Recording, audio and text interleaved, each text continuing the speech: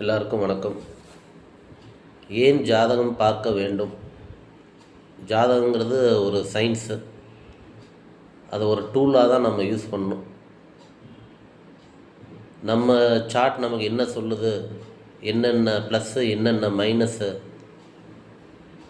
அப்படிங்கிறது தெரிஞ்சுக்கிறது தான் ஜாதகம். மைனஸை தெரிஞ்சுக்கிட்டு அந்த விஷயங்களை செய்யாமல் இருக்கிறது நமக்கு நிறைய சிரமத்துலேருந்து தப்பிச்சுக்கலாம். அதுக்கு தான் முக்கியமாக ஜாதகம் பார்க்குறது.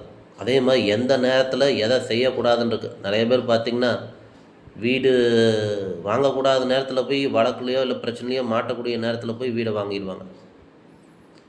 ஸோ அந்த மாதிரியான டைம் பீரியட் முக்கியமாக வீடு வாங்கிறது, வண்டி வாங்கிறது, இல்லை ஏதாவது பணம் பெருசாக நம்ம இன்வெஸ்ட் பண்ணுறோம், இது பண்ணுறோம், திருமணம், ஆரோக்கியம், இந்த மாதிரி சமயத்தில் தான் ஜாதகம் அவசியம் பார்க்கணும். இதை செய்யலாமா செய்யக்கூடாதா அப்படிங்கிற விஷயத்த தெரிஞ்சுக்கணும்.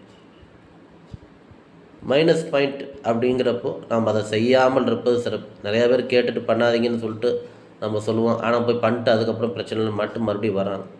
ஸோ ஒரு விஷயம் செய்யக்கூடாதுன்னா மைனஸ் பாயிண்ட்டில் செய்யக்கூடாது. சந்தோஷமாக இருக்கிற நேரத்தில் தான் செய்யணும். பாசிட்டிவ் பாயிண்ட் அதை தெரிஞ்சுக்க தான் ஜாதகம் பார்க்கணும். சரிங்களா? நன்றி, வணக்கம்.